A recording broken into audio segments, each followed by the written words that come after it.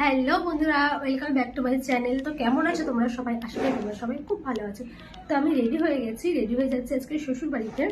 তার কারণ হচ্ছে আজকে আমার একটা ননদকে আইবুড়ো ভাত খাওয়ানো হবে। তো সকালবেলা যেতেই বলেছিল শাশুড়ি মা, কিন্তু সকালবেলা করতে করতে এখন 11টা বেজে গেছে। তো এখন রেডি হয়েছি। আর যেহেতু বাইরে খুব বেশি যে ঠান্ডা এমনটা না, আবার যে গরম সেটাও না, তো তার জন্য হালকা একটা জ্যাকেট পরে নিয়েছি। ছেলে গেছে চান করতে। ছেলের একটাই কথা, চান না করে আমি বেরোবো না। মানে এটা ওর পাপা ওকে শিখিয়েছে যে কোথাও যাওয়ার আগে স্নান করে নেবে। আমার হাজবেন্ড স্নান বলে, আমি চান বলি। যাই হোক, তো ও চান করে আসুক, আমি যখন চুল টুল বেঁধে নিই। আর শীতকালে একটা খুব মুশকিল, গরমকালে জাস্ট একটা ক্রিম নিয়ে নিলাম হয়ে গেল, কিন্তু ছেলের ক্রিম নাও, তারপর বডি লোশন টডি লোশন এগুলো সব নাও, তো এগুলো নিতে হবে। আর সামান্য কিছু ফল টল নেব, আর ছেলেকে রেডি করব। তারপর যাব হচ্ছে শ্বশুর বাড়িতে। তো দেখা যাক কখন এখন বেরোতে পারি। ইচ্ছে খুব ছিল 10টার মধ্যেই যাওয়ার, কিন্তু হলো না। ছেলে থাকলে আর যাই হয়, বাচ্চা থাকলে তাকে খাওয়ানো দাওয়ানো, তাকে রেডি করা। তো চলো 12টা ওরকম সময় ছেলেটাকে ফল খাওয়াবো। তো কিছু ফল এখানে বাবুকে পরিয়ে, এই যে পাতলা জাস্ট এই গেঞ্জিটা, একটা গেঞ্জির উপরে পাতলা গেঞ্জিটা পরাবো, এই গেঞ্জিটার উপরেই পরিয়ে দেবো। আর এই যে, আর এখানে দুটো জামা নিয়েছি আমার ছেলে। এগুলো হচ্ছে আমাদের যে পুচকুটা রয়েছে তার জন্য নিয়ে যাচ্ছি। তো তাকে এগুলো পরানো হবে। আমার এই ঝোলাটার মধ্যে এগুলো সব ঢোকাতে হবে এবার। তো চলো, হয়ে যাবে, অনেক জায়গায় আছে আমার এই ঝোলাতে, ঢুকে যাবে সব আশা করি। ক্রিম ট্রিম না ঢুকলে তখন আবার একটা ব্যাগ নিতে হবে। ছেলে ক্রিম,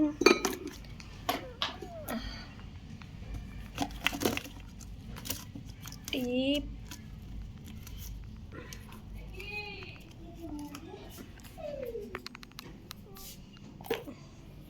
এগুলো নিতে হবে।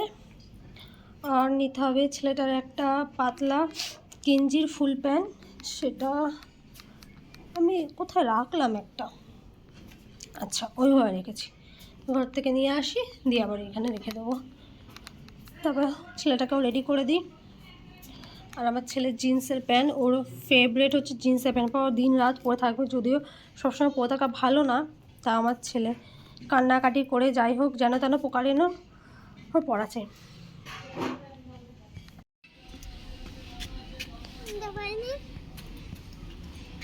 দেখে দিকে কলারটা ঠিক করে দিই। শেষ পর্যন্ত আমরা এখন যাচ্ছি শ্বশুরবাড়িতে, মানে ওই বাড়িতে। তো আমার ছেলে এখন আগের থেকে লাফাচ্ছে, মানে আগের থেকে লাফিয়ে লাফিয়ে যাচ্ছে। আর এখানে না একটা আচারওয়ালা এসছে আচার বিক্রি করতে। আমি ওকে অনেক বোঝাচ্ছি যে বাবা এখন আচার খেতে হবে না, আর ওই দেখেছো বারবার পিছন দিকে ঘুরে ঘুরে যাচ্ছে। আমরা অনেকটা রাস্তা না চলে গেছি, আর আচারওয়ালাটা আমাদের পিছনে পিছনে আসছিল। অনেক কটা কিন্তু রাস্তা ছিল, কিন্তু তারপরে উনি এই রাস্তাটা দিয়ে যাচ্ছিলেন, হয়তো অন্য কোথাও যাবেন। তো আমার ছেলেকে অনেকক্ষণ ধরে বোঝাচ্ছিলাম যে আচার এখন খেও না, কিন্তু ও শুনলো না।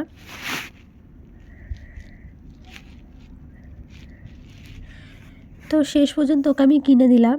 দিয়ে আমারও আমার ছোটোবেলাকার কথা মনে পড়ছিল যে আমরাও তো আচার নিয়ে এরকমই করতাম, মাকে জ্বালাতাম, বাবাকে জ্বালাতাম আচার কিনে দেওয়ার জন্য। ইভেন এখনও আচার একটা আলাদা রকমেরই প্রেম আচারের প্রতি। তো ওকেও কিনে দিলাম। তো এবার ওকে আমি বললাম আচার পেয়ে গেছো, আর কিন্তু বদমাইশি করবে না। বাবু কেমন খেতে?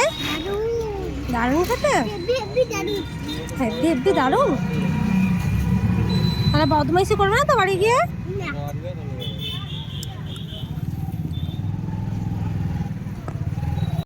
কি বলছো? তোমার ব্যাগের ভিতরে পুচকুর জন্য জামা নিয়েছি, পুচকুর শীতের জন্য জামা।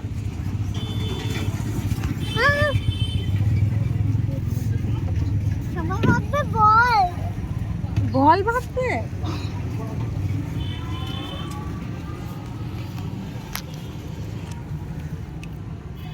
বাহ, খুব সুন্দর খেতে তো।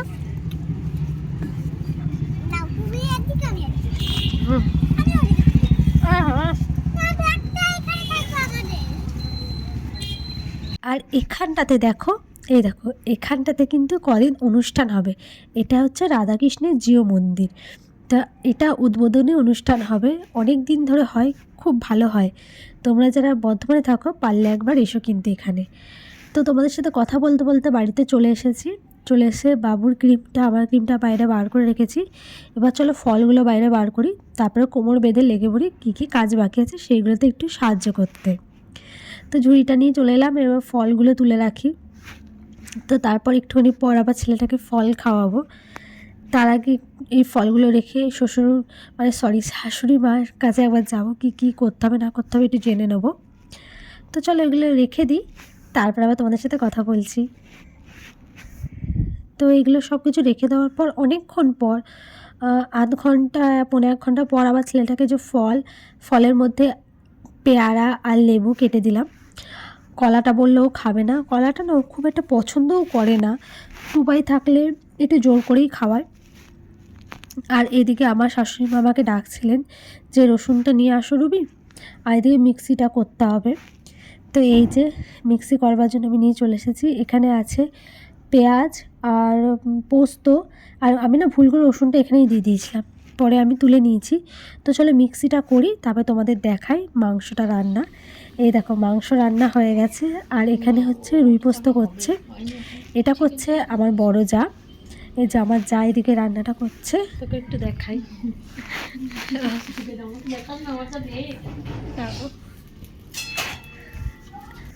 আর এইদিকে হচ্ছে পটল চিংড়ি, যেটা আমার শাশুড়ি মা করছে।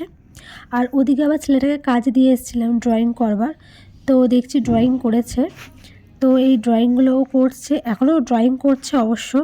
তো ওকেও একটু টুকটাক কাজ দিলাম।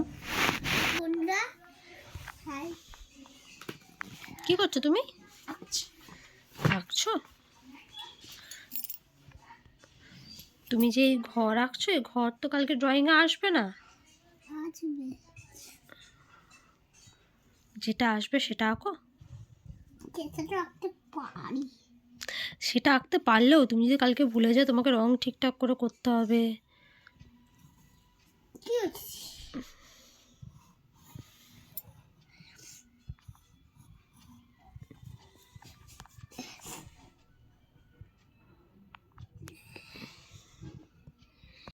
তো এরই মাঝে চলে এলো যার আইবুড়ো ভাত, সে মানে আমার সেই ননদিনী। চলে আসার পর ও আবার না খুব বাচ্চাদের ভালোবাসে। তো চলে আসার পরই আমার ছেলের সাথে একটু খেলছিল, ওই টিকট্যাক, যেটা আমরা গোদা বাংলায় কাটা, শূন্য কাটা বলি, যেটা কাটাকুটি খেলা, যেটা সেটা আমার ছেলেকে আমি শিখিয়েছি। তো ওর খুব মজা, এখন দিনরাত ওটাই খেলে যাচ্ছে। তো ওর দিকে খেলুক, আর ওইদিকে চলো আমি দেখাই পটল চিংড়িটা। এই যে পটল চিংড়ি আর রুই পোস্তটা আমি দেখাই। রুই পোস্তটা এত সুন্দর হয়েছে, দেখেই যেন মনে হচ্ছে খেয়ে নিই এখানে, খুবই লোভনীয় হয়েছে। তো না না, আমি এখন খাবো না, যার জন্য করা হয়েছে, যার উপলক্ষে তাকে আগে দেওয়া হবে, তারপর আমরা খাবো। তো এই যে এখানে এগুলো থাক। আর ওদিকে যে অনেক বেলা গড়িয়ে এলো, এই যে আমার শাশুড়ি মা এবার পিয়াকে, মানে আমার ননদিনীকে, যার নাম হচ্ছে পিয়া, আর ও আমার মাসি শাশুড়ির মেয়ে, তো ওকে আলতা পরিয়ে দিচ্ছে। তারপর ওকে যে শাড়িটা দেওয়া হবে সেই শাড়িটা পরে ও খেতে বসবে, আইবুড়ো ভাতটা খাবে। আর এদিকে ভাত বেড়ে দিচ্ছে, সুন্দর করে সাজিয়ে দিচ্ছে। সে হচ্ছে এই যে আমার নিজের যে ননদিনী, সে আবার এইসব দিকে খুবই পারদর্শী, মেকআপ আর্টিস্ট, যে সে খুব সুন্দরও সাজায়, আর খাওয়া দাওয়ার যে ডেকোরেশনটা সেটাও খুব সুন্দরভাবেই করে। তো আমি একটু ভিডিও ক্লিপ এগুলো নিচ্ছিলাম, আর ওকে আলতা পরিয়ে দিচ্ছে। আমি ওকে এগুলো বলছিলাম যে এটাই তো সারা জীবন একটা স্মৃতি হয়ে থেকে যাবে, তাই না? অনেক দিন পরও আমি চাইলে সেটা আবার ঘুরিয়ে দেখতে পারি। তো এখানে ছিল 5 রকম ভাজা, পটল চিংড়ি, ভেজ ডাল, রুই পোস্ত, চিকেন, 5 রকম মিষ্টি, আর পাঁপড়, চাটনি। আর এখানে আমার শাশুড়ি মা এখন ওকে আশীর্বাদ করবে, তারপরেও খাবে। ওর বিবাহিত জীবন যেন খুব ভালো কাটে, ও যেন সারা জীবন খুব সুখে থাকে, ওর স্বামীকে নিয়ে যেন সারা জীবন খুব সুখে সংসার করতে পারে। একটা মেয়ের অনেক আশা থাকে বিয়ে নিয়ে, তার সে সব আশা যেন পূরণ হয়। আর ও যাকে বিয়ে করছে সেই ছেলেটি কিন্তু খুবই ভালো ছেলে। তো সে আমার এই ননদিনীকে রানীর মতো করে রাখবে। তো এই আশীর্বাদই করি, আর এটাই ভগবানের কাছে প্রার্থনা করি যেন ও খুব সুখে থাকে। আর তোমরা কিন্তু সবাই অবশ্যই আশীর্বাদ করো, ও যেন বিবাহিত জীবন খুব খুব খুব সুখে কাটে। তো চলো আজকে ব্লগটা এখানেই শেষ করছি, পরে দেখাবে অন্য একটা ব্লগে। টাটা।